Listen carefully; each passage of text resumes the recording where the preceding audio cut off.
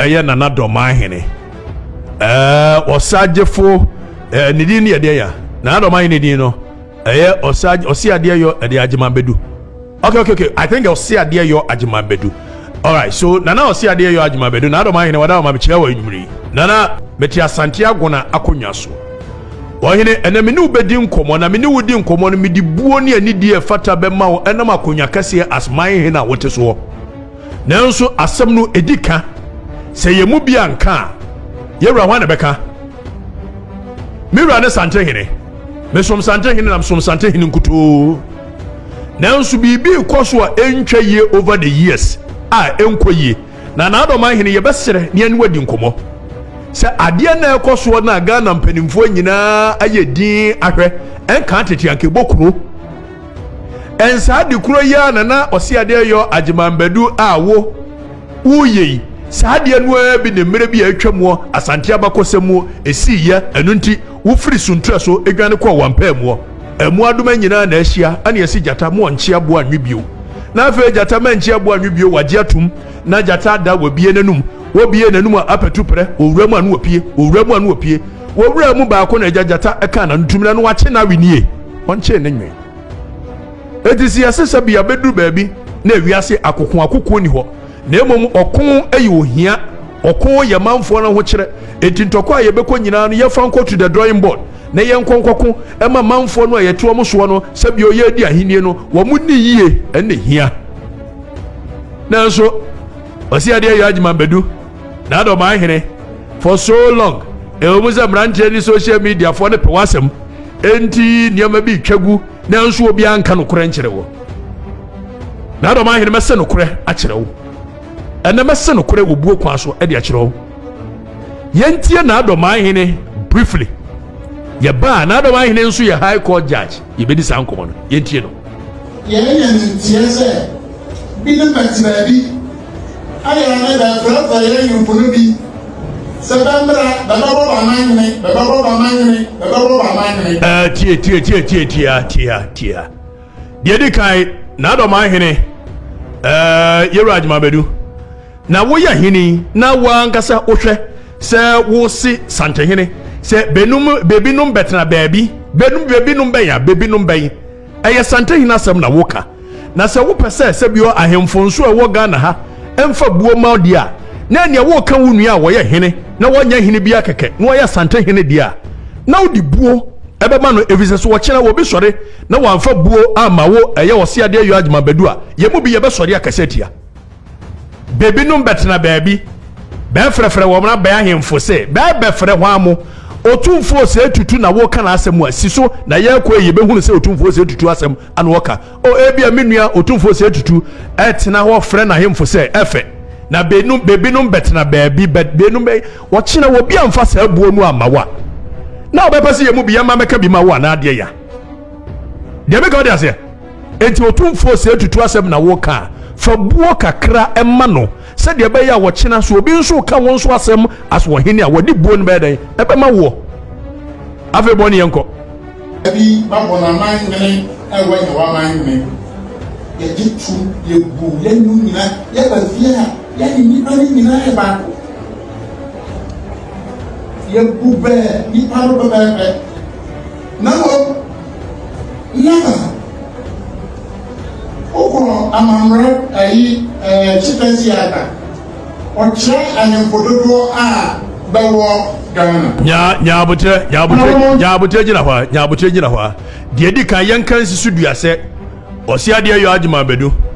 wo ye lawyer ni osiade yo agyemambedu wo ye high court judge wonye lawyer ni keke watira eye the lawyer status aba be ye high court de ya judge na wo ye judge ni a woni mra eni mapa na ebomu for the purposes of a mischief yen hwede eye ye rosi ade yo agyemambedu e ba be ye yen hwede parliament Asantehene na meba osi ade yo agyemambedu eye judge ni na osi ade yo agyemambedu se chieftaincy act ne say Amahene any Asantehene all say for the purposes of mischief o sheda kura dane no ade de dika state Asantehene and the paramount chiefs tienio na akobrofo kasem ne kase bibi any bibi a that means ensonso ne da sa de kuro ne ntamebua Asantehene and paramount chiefs eti yajitum sa Asantehene no ensonso ne da wonne paramount chiefs ada ne yanga say paramount chiefs in Ghana now so sabio wonim de war ye na mischief into all throw dust into the eyes of the people eti was say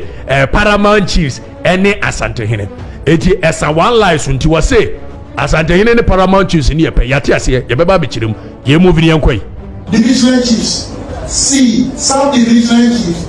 D Adikrofo and E other chiefs as recognized by the National House of Chiefs. Mrabia ni what you say we are now your mind now he can see the awards and I want to say here without any doubt say Ghana can be any nyabutre osi ade yo agyeman bedu se emrabia ni wa e kire se wo ye man hene a wo hene bi e wo ho beyond man hene na eya me nwanwa se high court judge na wanim se Supreme Court ema ruling the ruling of the Supreme Court is binding on every individual in this country and for that matter let us go and read the Supreme Court ruling unanimous decision in the case of Mansa and others Kenya for case let me quote the case very well said be ya osia de yo ajimabedu mo be hunu say mischief na oye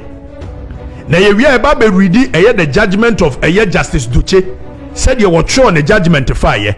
na ye fan kasem osia de yo ajimabedu say we ye man hini a oyini bia enye above wo yate ase in the case of Mansa and others versus Educhumwa and others the Kenya's case which was a unanimous decision of the Supreme Court. Now Supreme Court is should be say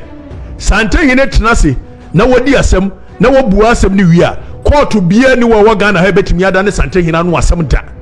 under the customary laws of this country. Enso wasi ade ayo agyeman bedu say wonyi ntum say Supreme Court akasa asem no na yem free the Supreme Court kan eni enkohwe Justice Doche sabi Supreme Court no mo tena so no mo nya asantefo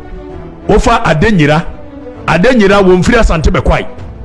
wofa Justice Atuguba wo mo tena sa case no so a Justice Atuguba wo mfiri asante agona wofa ye kan say wo mo tena case no so adenyira Justice Yusufa adenyira Atuguba ene Doche wo mfiri adwumakase kase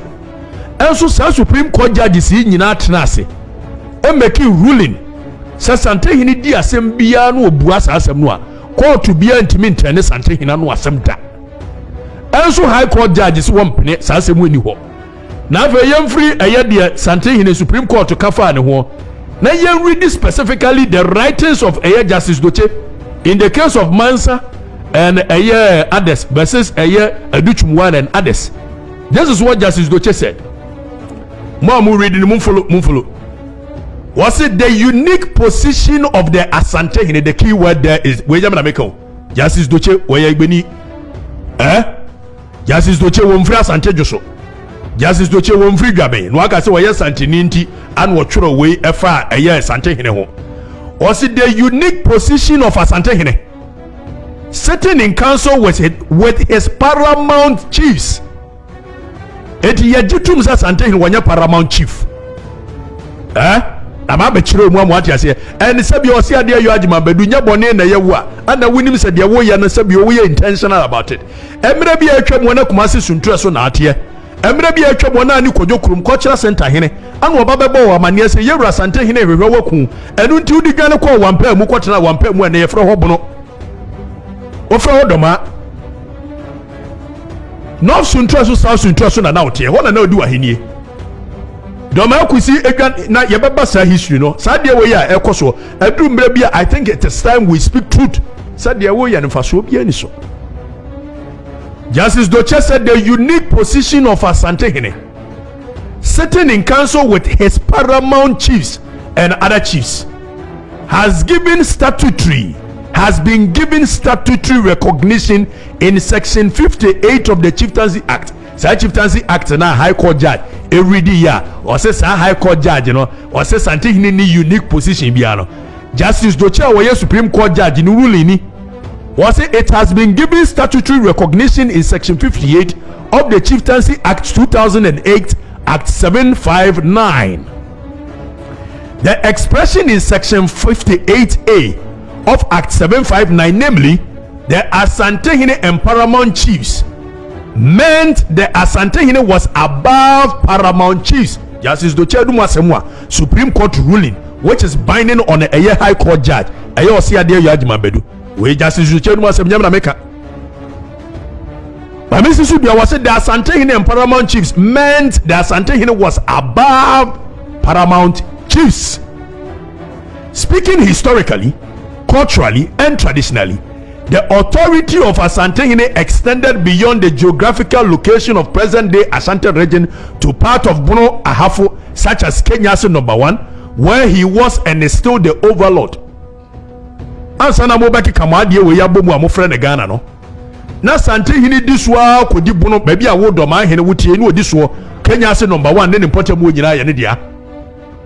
We free wa Asantefo ne call eye Cote d'Ivoire ekwo chichire ho ema ne ye wo eye the Bawule tribe abena pokuya ne fa ne nyoma efri Santia himfie na wodwane ye no kɔ na ne bewu ye no tiam me bewu mbewu okodu Cote d'Ivoire mo se fa ne Bawule for ofe Boahi a wo ye former president of Cote d'Ivoire ye Santini enanu wo mo so a wo mo ho allegiance Santehene hini etimi tra basini ko oti region enti sebi preduasa onye man hene emre bi atwa mu ne wa Asantehene no nkakra ne wo nsuta man hene ye wo dwabe man hene ye wo Kumase which is Kwaman man hene anu omu nyina ba under eye one unison with the help of Otumfuo eye can say Okomfanoche with the Statutory wodi kan anu omu say ya lifted the status of eye Kumase man hene which is Kwaman man hene at the kosoro above all a man hene for ye jitum and see ye and you formed the Asante Confederation. You are aware, you were a student of history. Yeridi Justice Doche ruling was it was clear from the evidence on record that the reasons why the fourth plaintiff and appellant had invoked the great oath of Asantehene was that the concerns had touched on the matters and causes affecting chieftaincy. Nemom the person can say Justice Doche say Ghana has a Supreme Court adiatum Asantehene wanya man hene na yentie yewura in fact meka yewura no aya na yemeden every say wonu wonfa buo ma Asantehene timidi buo ma na ya na yemeden na so nya hwe me kire kwan ne se de be ya wo kina se ni nua Asantehene pani yete ye Dormaahene no wote suntua so no wo Asantehene ase wo na o se ade yo wodi kan agima bedu odi kan no wo somba Asantehene anfie and the records are there. Eti ne minim die ntia social media no ayi yewura se ade yajima bedu wa mena wura mu asese social media na wudi hene enso Dormaahene na wusua kire wo mu se obedi wo manimu enti se wo ye bibia ya Dormaahene no ne beka di wo hene no obi ni ne die da bia kasa ntwie da bia ya tutu yampia ene ye die ya eno ye die be ya die be ya eno ye die be ya yewura die be ya ahini na wudi na yewura ka se mo yentie bio o se there is no king in Ghana enokre yewura yentie obio ye ni Ghana na online ni ye se ave hold on o se yewura o se ade yo o ye mischievous nti o se there is no king in Ghana oba ye no o se oman hene eti Okatakyie o se de ya oman hene eye no kre king bia ni Ghana yajitumpa every say your Prince of Wales in Ghana king in Ghana because Prince of Scotch in Ghana king in Ghana because Prince of Edinburgh in Ghana obi na tena baby no wahye na hini say yenya Prince of Wales yenya Prince of Scotch yenya Prince of Edinburgh yenya Prince of Desa je wo hwe wo mu nyina so ye be friend king nyasa adetie nyasa ayasa broni na hini hye no say the Roman Empire emre bi atwa mu under the Pompey the Pompey said you was say go your media or say higher media Julius Caesar na ye governor of go where you governor of this where you governor of that what kind of governors in nyina ba me your from emperor enkophobia hini ehye it's the word king. Why are people so fixated on the word king? I want to understand. So I can no yede yede enkophobia ehye ne say ebra ye kofe yi ase e de says bi Asantehene akwa eye tim jakariti ani yɛhyehyɛ yɛ sɛ amanhene no atwa hyɛ nyina no bɛkwai nsuta dwaben agona mu nyina mampɔ mu nyina efiri na de kɔ mura ani wɔ m sɛ ayate ɛyɛ no korɛ yɛwura no ɛyɛ na wo sɛ wo mpene na wotiwa ewu wo sɔre a wo sɛ wo yɛ adua na piesie ana Dormaahene me yɛ adua na piesie adua na piesie wo bia nim sɛ asomnya ɛba yɛ ansa na wo Dormaa wo ba eti yɛ den na bɛyɛ adua na piesie wonua ne ɛyɛ ka sɛ bɛkwai ɛne yɛ ka sɛ wɔfen so wo ba na aka kyerɛ m sɛ wonua adua na piesie de wonya adua na piesie akwamu kura nga so adua na piesie na wo eti wɔhene wadaw ma ebuo mu a ɛnɛma bu wɔ hɔ a mfasoɔ nni so sɛ wo si yɛ ne kin bia wɔ Ghana ɛno kora ne mo yɛ wɔ Otumfuo wɔ Ghana ana Otumfuo na amanhenefoɔ mu wɔ santemam mu over 68 paramounts ana atena se do mo se ye nyina ye amanhene ne yewranie enti se wo so pa Dormaa ho no betimi akreti bi se ja wo nyina bepagya so ye nyina no Dormaa se ne amanhene otim bobɔ nketenkete na wo so ye amanhene na ja wapagya ho se o ese Dormaa amanhene fo ni nyina no o mo se me na me ye ni eno no yewrani nyina aka ho ne so mo ade be abi jai ye kan wo so wahenie no ebu ho a wo de wo so beye Syria call man this na no kura wo kan obi ode bebo so sambre no me amada no Syria kola me amada no Syria kola Asantehene so say ono so beba koma speech e wo UN General Assembly e Ghana ne nyina ye som no wo de wo so beba begina Facebook na agya ye de iPhone 7 so na wo dot na pepo anim fifire na wo kasa Asantehene nso sɛ Otumfuo educational complex yi wɔno nso bɛboa mankola bɛ more than 100,000 akɔ school ne nyinaa yɛ ɔman kyekyere ne bia wodie wo sɛ wo agya nkola bɔbɔ a ɔno ɔmbɛbɔ bi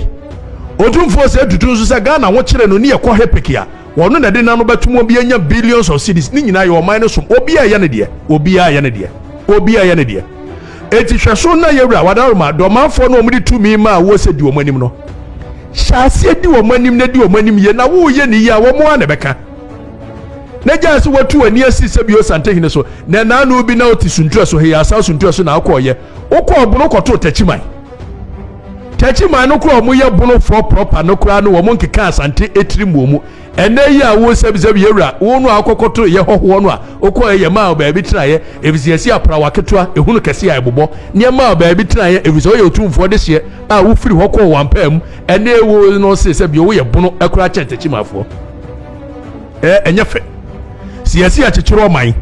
sabi Asante tamu amo broni koko edi mo so mo amode mo ho kɔhye wo the bond of 1844 mo de mo ho kɔhye broni nko asomase no na Asante mfa ne ho kɔhye broni bia nko asomase na afi kodu ba bi obi su tiri tira ba bi se ye ko age man Ghana na Asantefo nka ho sabi mpraduasa mo ne mo nanano mo de mo ho kɔhye nko asomase Asantefo do mo ho kɔhye mbi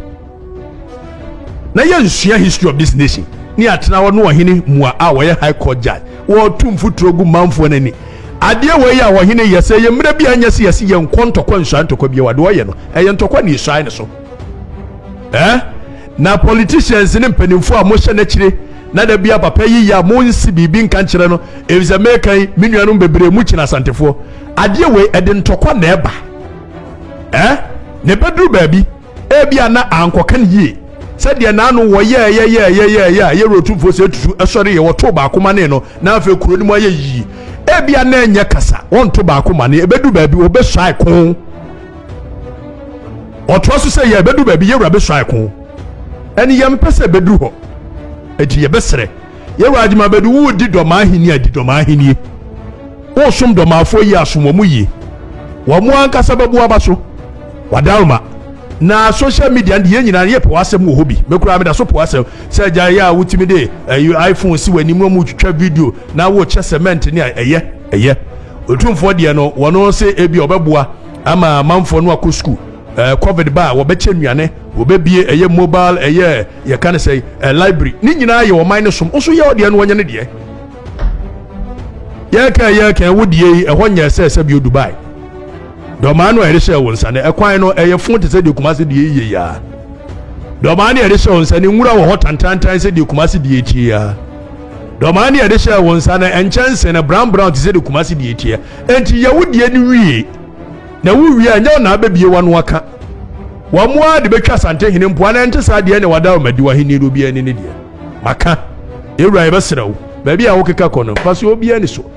na there is a video a mekyerɛ wadeɛ ahene Nanahene kasa tia wo ebra me ye ni interview na mmom no medwene ho kwa kyerɛ sɛ adi buo ma wonti ma mo saa interview no ene me yi saa interview na kyerɛ wo na wodwene ho a wobɛhunu sɛ sie nyina yɛ kase yɛbɛtena asomdwe mu a ɔse adeɛ yɛ adwuma bedu yɛbɛtena asomdwe mu enti mono region yɛn san go notice and notice is here by itself obia ɔbɛba yɛ sɛ yɛ geographical region African Bono region. Obey Yen man say your wife, yet she obey be set on your mind, yan tin tunda. Yan to my railway Facebook fans and what it ye. Way, railway Facebook pen fans will be to me, idea. Asa. Saan yekosi yakasi asumenya hene wano so be your memma 2 weeks so Asantehene kwa sebenya ekosi ade besi 2 weeks yesi asumenya hene afinie hwensi yera yebebo man hene no omba betena ho no wadi asem hwensi ye wo yesi ana de age fans na boys ye wo Facebook o mani age yera the one way ntimi ko babia we babia won dem ho ane beka Asantehene be boy man hene na moma betena wo no wadi na mira bia atwam wo ye kan se tepa mira bia atwam wo ebono aman hene ahemfuri nyina ye wo Otumfuo poku ai na bo ni nyina tepa Kenya ase number 1 Kenya ase number 2 ene dia ka nyina Otumfuo poku ai na bo ni nyina sadia eba ye Otumfuo poku ai timi boy sa de Otumfuo se tutu so be bo aman hene no ma betena omo no nyina ba betena wo pepepe hwinsi wa yewra hwinsi a obagia tumu so yenya gazette omu wie di abagia tum ne no kure pa no ne no kure eno no na di wahinie na Asantehene ni ne die ne nyina ye moa mo man ne nkoso why sadia dagomba hini di ne dia won kasa ntwitwi Asantehene sadia togba fede di ne dia won kasa ntwi Asantehene sadia ayi togba siri di ne dia won kasa ntwi Asantehene sadia wachehina moatia for penny wo mo kura no asabi mpradua so sadia wo mo ne Asantehene wo mo nkasa ntia Asantehene di wo die mampo hini din die sabi mpradua Asante kura babeka kofodua Asante beka kofodua new kofodua kura no ewo ne man hene kura no so che wo die nya botre why no kura ne se wo ye man hene of Doma Asantehene na wo ye man hene of Kwamai ani ya pagya no under the Asante Confederacy wo yo Otumfuo wanya ken wo yo Otumfuo a wo hwe 66 paramounts so enti woni ne status enye pe kosi wo wudam me da ase bebre mi wura